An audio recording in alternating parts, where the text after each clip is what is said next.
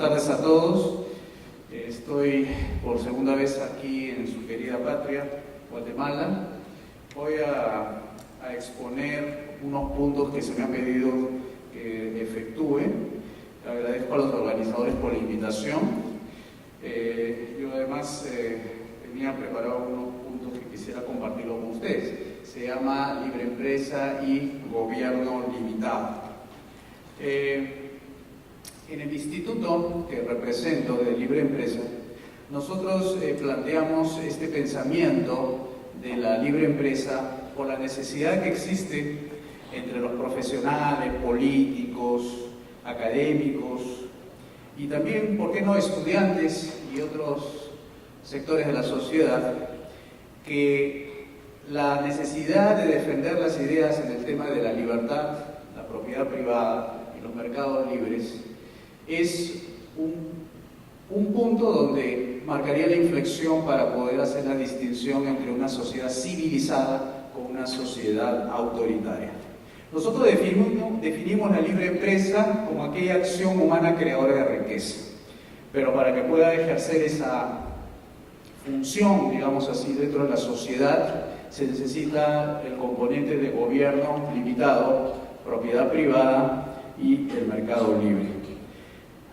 Creemos, y esa es una de las consecuencias de nuestro pensamiento, creemos que la libre empresa no necesita, así tajantemente, no necesita ningún tipo de incentivos que venga desde el gobierno, sea a nivel de subsidios, sea a nivel de financiamientos, sea a nivel de algún tipo de protección, o que necesita ser controlada, necesita ser regulada, supervisada, mientras que ese tipo de comportamiento se mantenga dentro del marco de la cooperación social, de la libertad y no agreda a nadie, debe seguir siendo libre, ¿no? Nosotros más bien creemos que la acción del gobierno debe estar circunscrita a la protección de tres derechos fundamentales: a la vida, a la libertad y a la propiedad.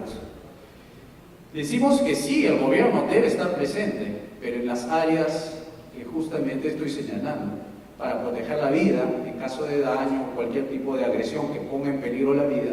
En el caso segundo, de la propiedad que es necesaria para que las personas puedan crear riqueza.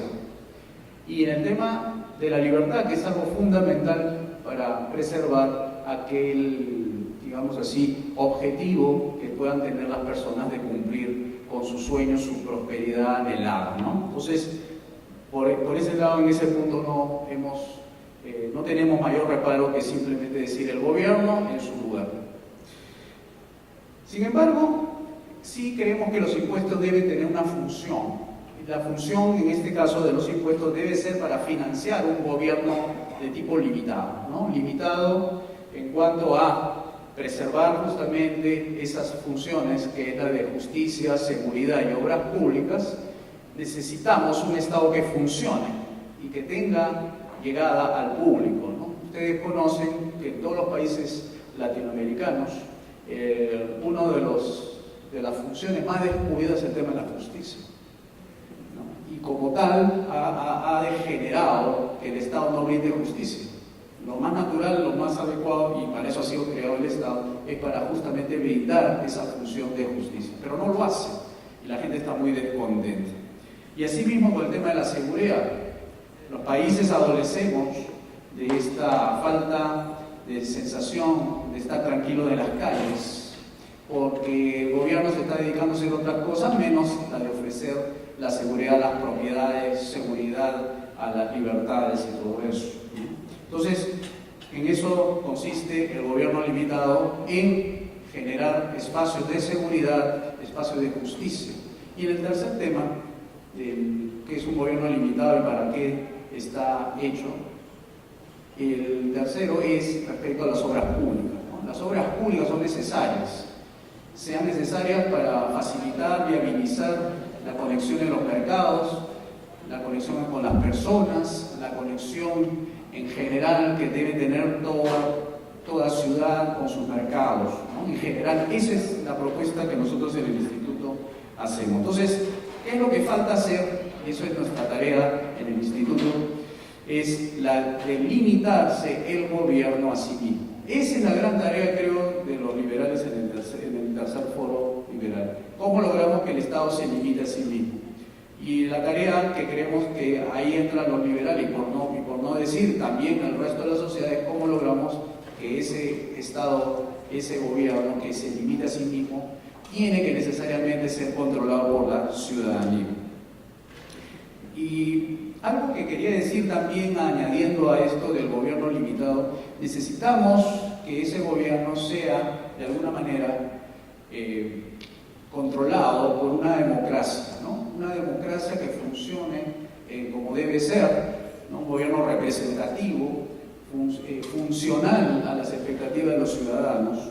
Y esta democracia limitada también hay que, de alguna manera, controlarla, ¿no? No solamente al gobierno hay que controlarlo, sino también a la propia democracia. Y la democracia que estamos hablando es una democracia limitada. No solamente al gobierno limitado, sino el sistema de elección de nuestros representantes debe tener como consecuencia una democracia limitada para que solamente las democracias se limiten a solamente elegir representantes en todos sus estamentos, sea poder ejecutivo, en el caso que sea necesario el legislativo.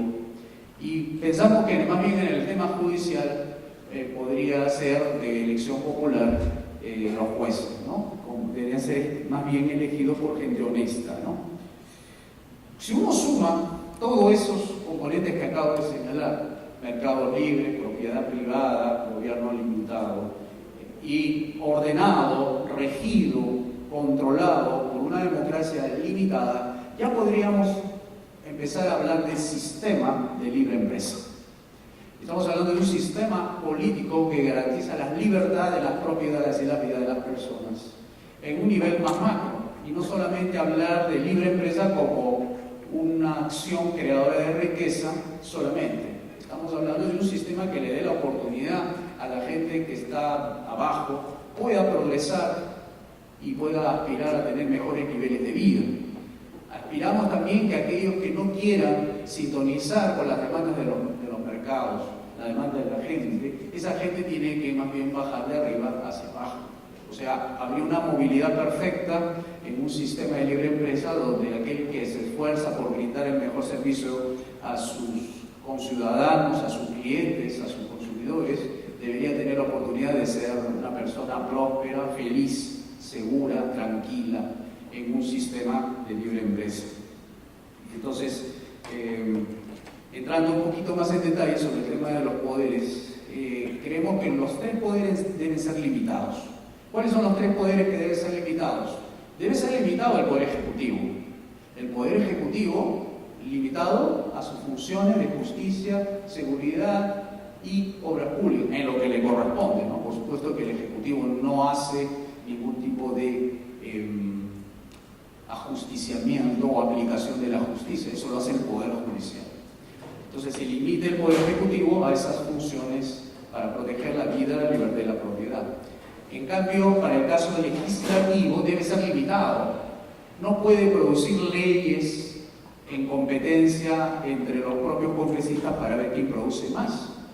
Debe ser limitado para que solamente genere las leyes de manera general, no de manera específica. Cuanto más específica es una ley, hay más pérdida de libertad. Y ahí la Constitución tiene que ser clara, una Constitución limitante para el Poder Legislativo. Porque si así le pedimos al Banco Central que sea limitado en la emisión de dinero para no hacer perder poder adquisitivo a la población, también debe ser pedido a sí mismo para los poderes tanto ejecutivo como legislativo, ¿no? También limitarlo en poderes a ese segundo poder. Y por supuesto, el Poder Judicial también debe ser limitado, porque los jueces tienen un gran poder en sus manos, que es quitar las libertades, las propiedades y la vida de la gente.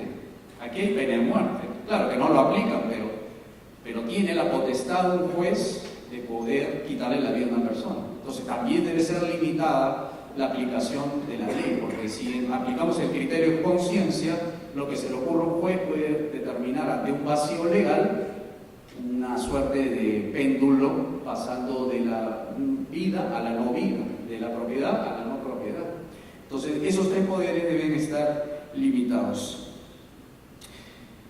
Luego tenemos el otro tema que consideramos que es bastante característico de estos sistemas que nosotros ahorita tenemos. Es un sistema de tipo mercantilista, socialista, de que son demasiadas las regulaciones, demasiadas los impuestos, demasiado el número de leyes que se hace imposible cumplirlas, ¿no? Tenemos ya un aparato económico donde prevalecen más las características de ser un sector informal que el formal. Por lo menos en nuestro país, el PEA, que significa población económicamente activa, es aproximadamente el 70% de la fuerza laboral no está registrada en planilla. Cerca del 50% es subempleo, no cumple las 8 horas y se dice que las personas que no cumplen esas 8 horas están en diferentes trabajos. No pueden cumplir con la actual legislación laboral el cumplimiento total de las normas legales y las normas sobre todo laborales. Eso ha creado pues una sociedad de clases. Como va a explicar luego uno de los expositores, se va a crear una parte legal, una parte donde los que tienen sus beneficios laborales es un tipo de marco legal que lo beneficia solamente a un pequeño grupo de gente. Nosotros estamos hablando en el caso de la población económicamente activa, para que entiendan el apartheid legal que hay en nuestro país. Estamos hablando de que de 16 millones de personas que conforman la fuerza laboral activa, solamente 800.000 personas sean solamente las que cumplen todos los estándares de la OIT. ¿Y qué pasa con las 15 millones de personas restantes? A ver, ¿qué responden a ellos los gobernantes, los de la OIT? A ver, los sindicatos, que defienden solamente ese grupo de los 600.000 por las 8 horas. Ahí no tienen respuesta, ni los socialistas ni los defensores del sistema. Así que creo que ahí hay una gran tarea por resolver. El tema laboral, que es un tema muy controlado, que por ahí es donde los sectores empresariales se quejan bastante y no le falta razón. Otro tema que quiero añadir es el tema de la educación y salud. El tema de la educación y salud, ¿cómo sería en un sistema de libre empresa? En un sistema de libre empresa, dada todas las condiciones que he puesto iniciales, debería ser una sociedad próspera. Por tanto, la educación, en este caso, puesta en manos del gobierno, estaría sobrando. No habría posibilidades de que una persona sea pobre, a menos que quiera serlo. Es decir, una persona puede ser pobre en una sociedad de libre empresa, con todas las condiciones para hacerse rica, solamente porque esta persona no quiere trabajar, no quiere producir riqueza para otro, por tanto va a ser una persona que, en el sentido de las palabras de la filósofa objetivista, diría que es un parásito, vive de la riqueza de otro. No hay forma de que una persona pueda vivir a expensas de otro en una sociedad de libre empresa, a menos que robe. Esa situación de educación y salud sería para la gente, si fuese para gente pobre, sería a través de fundaciones privadas, ¿no? Eso sería una propuesta en un sistema de libre empresa. Si tienen algunas preguntas, yo se las puedo absorber de alguna manera. Más bien consideramos que la pobreza no es causada por la cooperación pacífica o voluntaria de la gente a través del mercado, sino causada por el propio gobierno, que no permite a estas personas puedan ser ricas a través de esa cooperación pacífica y voluntaria que ofrecen los mercados. Entonces, para ir cerrando los temas que he abordado, todas las relaciones sociales deberían ser privadas. Nuestras sociedades se caracterizan por ser una parte muy pequeña del ámbito privado y una parte muy extensa que se convierte en ámbito estatal. Un ejemplo para graficar lo que acabo de decir es lo siguiente. En estos momentos en mi país hay un gran debate si los cines, los espacios privados de cine, son realmente negocios privados, porque ya le están diciendo la reguladora de la competencia a estos malls donde albergan los cines que los consumidores no pueden ser prohibidos de llevar su canchita y su gaseosa dentro de la sala de cine.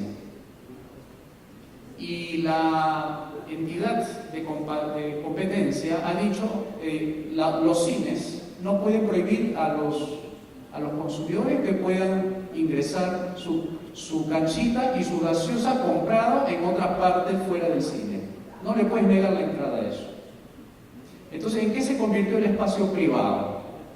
Con esa medida administrativa se ha convertido en un espacio estatal, porque le está diciendo al empresario que él no puede poner la regla de juego dentro de su espacio privado. Es como si a ustedes le negaran el derecho a decirle a sus invitados a su casa de que no pueden llevar una mascota porque una mascota puede ensuciar los muebles de la casa. Así ha llegado a esos niveles de intervencionismo de la entidad supuestamente promotora de la competencia, llevando a que el empresario esté limitado, ¿no? Y no pueda decir nada sobre cómo se deben comportar sus clientes dentro de su negocio. Entonces ha socializado el espacio, ha dejado de ser privado en la práctica y se ha convertido en un espacio prácticamente estatal.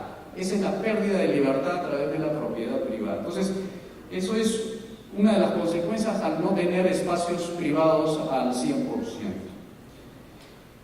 Quisiera cerrar el tema de la libre empresa y el gobierno limitado. ¿Cuáles serían las propuestas en este caso para cerrar esta brecha entre gobierno ilimitado y gobierno limitado? El gobierno ilimitado debería ser un objetivo, debería ser una llegada a un punto donde se culmine para cerrar el círculo del sistema de libre empresa. Estamos partiendo de un sistema socialista que tenemos ahorita en los países y para llegar a ese tránsito necesitamos una serie de medidas específicas. Nosotros en el país hemos identificado que de las 30.200 leyes que tenemos, más o menos unas 20.000 leyes deberían ser derogadas. Porque esas 20.000 leyes que deberían ser derogadas son todas aquellas leyes que son intrusivas a las relaciones privadas de las personas, que no permiten que sean libres, que no tengan propiedades privadas seguras y que no permiten tener a un gobierno limitado. Mientras más leyes, más pérdida de libertad. Mientras menos leyes, menos pérdida de libertad. En los ejemplos que ponemos, en diferentes foros, tanto aquí como en espacios donde podemos enseñar, decimos que si nosotros hacemos una comparación entre el sistema legal de los Estados Unidos con el sistema legal en el Perú, decimos que en el caso de Estados Unidos, con sus 7 artículos de su constitución y con una sola vez promulgado en 1789, solamente 7 artículos le ha servido a los Estados Unidos para gobernar sus 300 millones de personas. En el Perú tenemos una constitución que ha sido promulgada en el año 93 y tiene 296 artículos. 13 veces se ha promulgado consecutivamente de constitución en Perú desde 1821. El número de leyes que tenemos en el Perú son 30.200 leyes. El número de leyes que hay en los Estados Unidos, sumando de la Cámara de Representantes con la Cámara de Senadores, es 11.000 leyes. ¿Cómo es posible que un país pequeño como el Perú, de 30 millones de personas, comparado a la de Estados Unidos, tenga más leyes que en el caso estadounidense? Entonces eso grafica cómo las leyes es el instrumento operativo para poder salir del sistema socialista que está empobreciéndonos, que le está quitando oportunidades a los jóvenes, a nuestros niños, que es imposible que con el actual estándar de leyes que tenemos pueda surgir la tranquilidad, la seguridad, el beneficio para las personas. Entonces, una parte operativa en este foro que se va a discutir, me imagino, es cómo salir del estado actual, pasar a un estado de bienestar. Primero, hemos dicho que la eliminación de leyes. En el segundo y último caso, para poder lograr esa salida, saliendo en este caso, del sistema socialista y ir al sistema de libre empresa, está lo que se llama la incubación de cuadros políticos que sirvan para crear una réplica de los modelos de libre empresa a nivel nacional e internacional. Por eso que el foro, en este caso el Foro Liberal de América Latina, está proponiendo crear la Internacional Capitalista, y entendida como la Internacional Capitalista, un gremio de instituciones privadas, capitalistas, de libre empresa, liberal, que ayuden a consolidar un movimiento que le haga frente al Foro de Sao Paulo. Y terminemos de una vez con este apartheid ilegal que está creando desigualdades, que está creando exclusiones, que está creando pobreza y le está quitando la oportunidad a nuestra juventud. ¿Por culpa de qué? De unas ideas equivocadas del socialismo. Y eso es lo que está perjudicando todos nuestros países. Que ya no nos podamos sentar en la mesa a conversar de cosas buenas, agradables, sino que tenemos que discutir en la mesa que el gobierno es corrupto, que la judicialización de la política, que la acusación de uno contra otros, y se ha vuelto pues un circo todo este tema de la politiquería. Entonces, dejo estos planteamientos, estas sugerencias para mejorar nuestras sociedades, nuestras libertades y nuestras vidas, para que sea de debate y sea conversado con ustedes, para que puedan llevarse unas lecciones y lo puedan aplicar y divulgar a través de sus amigos y compañeros en sus casas o en sus centros laborales. Por mí, muchísimas gracias y muchas gracias, Guatemala.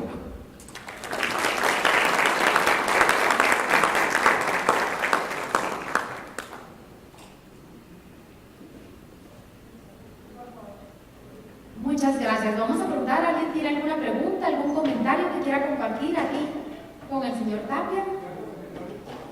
¿Tiene por ahí un micrófono, creo yo? Sí. ¿Alguien quiere hacer alguna consulta? Acá, por favor, en la primera fila. Muchas gracias.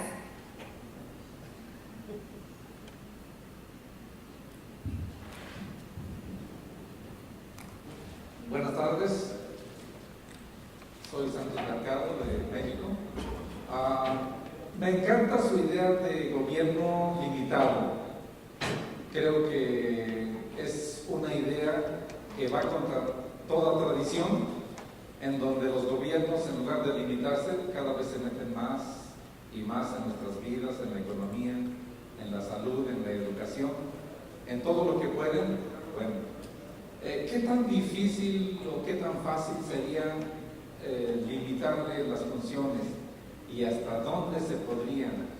Y si se encargara nada más de las funciones que usted piensa que debe tener, ¿qué tanto se reducirían los impuestos en relación a lo que hoy nos quitan a la sociedad? Gracias. Bien, muchas gracias por su pregunta. Eso me permite un poco graficar el tema en cuanto a Perú. Más o menos la cantidad de impuestos que han sido medidos, tasas, ¿no? Porque también en el Perú se habla de tasas e impuestos. Más o menos hizo un cálculo un analista de políticas públicas que fue superintendente de la entidad tributaria y además tiene créditos de ser un buen analista en la parte tributaria. Un ciudadano común, si tuviera que cumplir todo su marco normativo y tributario, estaría pagando entre tasas e impuestos algo así como 400 tipos de impuestos. 400. Yo pensaba que eran 27. 27 son las transversales: impuesto a la renta, impuesto a la propiedad predial, el impuesto a las acciones, el impuesto al capital. Esa es que nosotros la dividimos en el Perú en 5 categorías, ¿no? Los 5 tipos de ingresos que tiene una persona común y corriente. Pero si tú quieres sacar un tipo de permiso para poder abrir un negocio, tienes que pagar otra tasa, porque si no pagas esa tasa no te dan el permiso. Quieres sacar una licencia de ocupación de vía pública, tampoco puedes sacarlo libremente, tienes que pagar una tasa para que el municipio pueda mandar a alguien y verifique si la zonificación corresponde al tipo de negocio que tú vas a poner. Y además hay otras tasas que le llamamos de texto único de procedimientos administrativos, que cada municipio, cada entidad reguladora tiene. Y si tú agarras y empiezas a desglosar la cantidad de tasas que hay dentro de cada municipio, te sale como cerca de 50 o 100 tipos de pagos que tienes que realizar por cumplir de manera formal y como buen ciudadano las normas que te pone el gobierno. Entonces estamos hablando de un gobierno no solamente ilimitado en sus funciones, sino también en sus recursos. Obtiene recursos de donde puede. Entonces se ha vuelto imposible cumplirlas. Y hay una rebelión civil, así les digo, una rebelión civil de gente que no quiere pagar impuestos. Y ese es el sector informal. Un grupo mayoritario en el Perú que pone la nota en la percepción pública de la labor de la autoridad tributaria que sale desaprobada en 70%. 70% de las personas en el Perú considera que la labor de la entidad tributaria es mala. Entonces, si ya tenemos ese cuadro, ¿cómo sería? La pregunta es, ¿cómo hacemos para que esta autoridad que está haciendo lo que está haciendo haga menos daño de lo que está haciendo? Yo creo que hay que encauzar todas estas expectativas de esta mayoría que no se pronuncia en las calles marchando, sino una mayoría que, por el hecho de trabajar duro para mantener a sus familias de manera honesta, es que haya gente comprometida con las ideas de la libertad y que se organicen de una manera que puedan expresar ese sentimiento colectivo de todas estas personas que trabajan, que no tienen tiempo para hacer política, y puedan llevar estas propuestas de las 5 reformas y implementarlas dentro de lo que se llama la vía tradicional de hacer política, a través de partidos políticos. Entonces, encauzar esa expectativa de esa mayoría silenciosa y llevarlas al ámbito político. No hay forma que pueda cambiar las cosas solamente con una opinión en una columna de un diario para decir que a través de eso se puede hacer. Hay que encauzarla ya a niveles más prácticos, porque si hay algo que se dice y no se hace, no va a cambiar las cosas. La parte más valiosa de las ideas es su ejecución. En la ejecución está lo que se llama el valor que le da a las personas, y en la ejecución están en los cambios. Y previamente a la ejecución tienen que haber las ideas correctas, ¿no? Entonces, los políticos hacen lo que están haciendo por las ideas incorrectas que manejan en sus discusiones diarias dentro del sector político. Así que los resultados se ven a través de las leyes que pretenden modificar, por ejemplo, en el caso, como tuvimos hace muchos años en el Perú, leyes que le aseguraban al peruano que iba a tener vivienda propia en la Constitución. Entonces, eso es producto de una mente humana, producto de las mentes humanas que legislaron una Constitución que le prometía a las personas vivienda propia. El gobierno tenía el deber de darle vivienda propia a la gente. Gracias.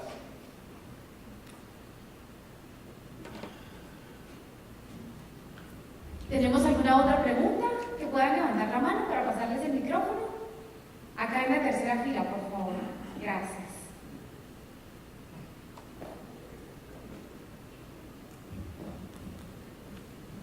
Bueno, buenas tardes, mi nombre es Pedro Rodas. Gracias por su exposición, licenciado Tapia. Entiendo bien la diferencia entre un gobierno limitado y una libre empresa. El problema es que nuestros países en Latinoamérica están padeciendo un flagelo y es un cáncer que de verdad yo no sé en qué época, cuándo, cómo vamos a salir de eso. Pero eso sí, en Guatemala lo estamos viviendo y de hace mucho tiempo. Y sí, usted lo mencionó, pero sí en la corrupción. Y hay corruptos y corruptores. Entonces, para que alguien se corrompa, tiene que haber un corruptor. Y para terminar con eso, tenemos que diferenciar ciertas cosas. Aquí hay evasión de impuestos. En Guatemala hay evasión de impuestos. Hay malos, pésimos controles para la recaudación de impuestos. Tenemos un mercado informal grandísimo, al igual que lo tienen ustedes acá, que no pagan impuestos.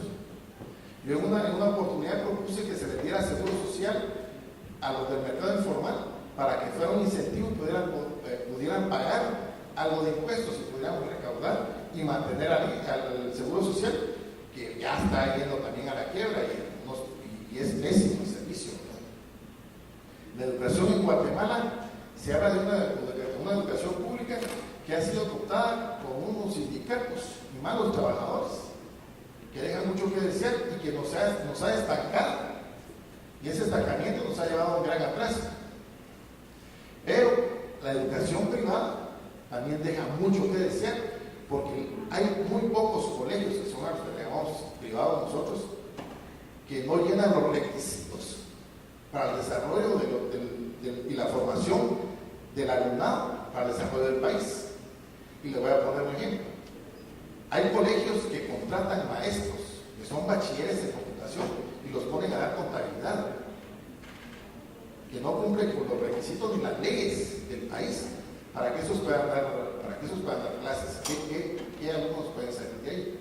Es más, en la salud tenemos también que como la salud aquí es tan precaria y es pésimo el servicio público, han dado clínicas. Le digo, yo fui visitador médico 20 años, trabajé en la industria farmacéutica, entonces me di cuenta de clínicas que ponían un encamamiento, ponían un suelo y lo llamaban sanatorio, ¿no?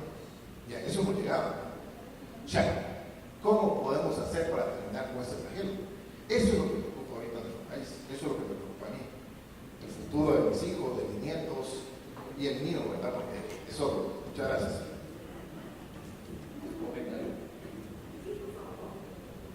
Bueno, yo coincido con su punto de vista.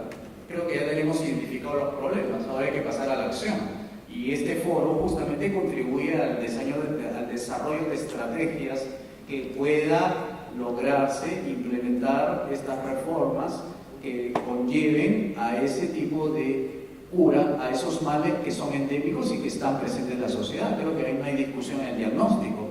La discusión verdadera de este foro es la discusión de las estrategias, de los compromisos, de las medidas que hay que implementar en el corto, mediano y largo plazo. Es la estrategia de cómo vencer a un enemigo. Es un enemigo que está presente no solamente en el ámbito político, sino en el ámbito cultural. Este foro se centra en la familia, en cómo darle a la familia lo que necesita. Y una familia va a ser funcional en la medida de que no se metan con la familia los gobiernos ni cualquier entidad privada. La familia es sagrada, los valores son universales, la civilización necesita de la familia. Entonces, si tenemos claras esas ideas, entonces la parte ejecutiva, que es la parte más valiosa de todo este foro, es lo que importa en el desarrollo de este evento. Es lo que vamos a discutir durante todos estos 3 días, de aquí hasta el sábado, un poquito el domingo durante el paseo, pero vamos a estar discutiendo la forma de llegar al cumplimiento de esos ideales, porque ya ponernos a diagnosticar algo ya es insuficiente, ya no es suficiente, ya no se puede estar discutiendo sobre lo mismo, ya todos sabemos cuál es el problema. Tenemos, creo yo, de forma humilde tenemos la solución y ahora tenemos que dar un paso más allá e ir a la ejecución de las ideas políticas. Y esa es la gran tarea que vamos a tener en estos 3 días. Gracias. Muchas gracias, agradecemos al señor Tapia por estar aquí, por haber viajado de esta magnífica conferencia. Antes de anunciar la segunda conferencia, les quiero dar el aviso que ya hay café para que puedan pasar y tomar un cafecito para despertar todos y poder recibir. ¿Me están dando también información? Ok, tienen una pregunta más. Por favor, vamos a pedirle que regrese. Esta va a ser la última para poder seguir con el programa. Adelante. Buenas tardes, mi nombre es Fernando Vargas, soy estudiante de leyes y me llama la atención el tema de que existen demasiadas leyes. Es un tema aquí común que decimos, bueno, acá se cae alguien y hacemos una ley para que no se levante, para que se levante. Pero quiero saber cómo propone usted que se empiece, por dónde se empieza. Ya, es buena pregunta. Nuestra primera etapa va a ser la creación de cuadros políticos. O sea, estas cosas se hacen con personas, no se hacen solamente con ideas. La primera es la formación de cuadros políticos y se está considerando que cada país encuentre la forma de implementar escuelas de formación de cuadros políticos. Es lo primero. O sea, es punto número 1, la fase incubativa, la fase de formación de cuadros. Luego, una vez teniendo esa fase, se pasa al segundo punto, que es la agitación política. Empezar a llamar la atención sobre los temas que nosotros estamos proponiendo. O sea, tenemos que crear el interés en la gente acerca de las ideas que se está divulgando, o sea, generar el interés de la atención de los medios, la atención del público. Entonces tenemos el segundo paso, ¿no? Generar el interés. El tercero, la propaganda, o sea, difundir, masificar con los cuadros, por supuesto que van a haber aliados en el camino, los afectados, que hemos hablado hace un momento, los afectados, a esos que están siendo golpeados por el sistema socialista, o sea, a los desposeídos, a la gente pobre, a esa mayoría que no se expresa en la calle porque no tiene tiempo, a esa gente nos vamos a dirigir nuestro mensaje, segmentado por supuesto. Y esos van a ser nuestros aliados para ir creando las células dentro de la sociedad que vaya generando a su vez las réplicas necesarias en la parte de la propaganda masificada. Después ya viene la estructuración del propio partido, el partido político que va a representar a esos intereses que tienen que llevar a un campo electoral, ¿no? Porque no nada sirve tener un partido político que no participa en un escenario electoral, porque los cambios se van a tener que hacer de abajo hacia arriba, y estamos empezando desde abajo. De nada sirve tener a una persona que por alguna circunstancia puede llegar al poder y no tenga las bases creadas, agitadas, propagandeadas, creando las condiciones, propiamente dicho como los marxistas, ¿no? Crear las contradicciones internas dentro del socialismo que tenemos para dinamitarlo y para que sus propias contradicciones pueda la gente atender justamente a este proceso, ¿no? Entonces, sin tener esas bases no se puede crear el efecto que queremos, porque el cambio es un cambio de 180 grados, no es un cambio marginal de una medida que tiende a beneficiar a un pequeño grupo y que esa medida genera un efecto limitado, ¿no? Acá el cambio es sistema, y el sistema se cambia cambiando la mente de la gente. Y el cambio de la mente de la gente significa que tiene que haber gente que empiece a hablar, a discutir y a conversar sobre estos temas a nivel de la opinión pública. Luego entra la propaganda, y la propaganda masifica lo que sería la propuesta ya sintetizada para un público mayor, y luego ya viene la competencia política, ¿no? Que es todo un tema ahí de estrategias, en momentos, y que no son pues divulgables, digamos así, porque hay adversarios que pueden utilizar más bien con la información que nosotros brindamos, hay una contraestrategia que nos harían para impedir que lleguemos al poder. Esa es un poco la síntesis de todo esta disertación, de que todo esto tiene que llevar a una parte ejecutiva, ¿no? Esa es un poco la discusión de este foro de las 5 reformas.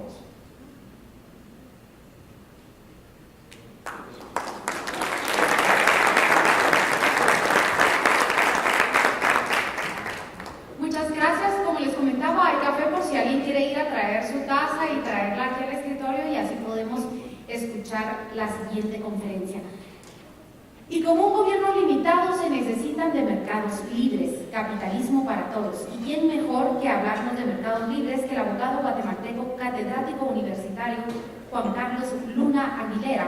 Él tiene una maestría en economía y doctorado en economía austríaca de la UDO, candidato a alcalde por el Comité Cívico Yo Soy Antigua en el 2016. Es empresario y también próximamente participará en las elecciones siguientes por 5 reformas. Un aplauso para él, por favor.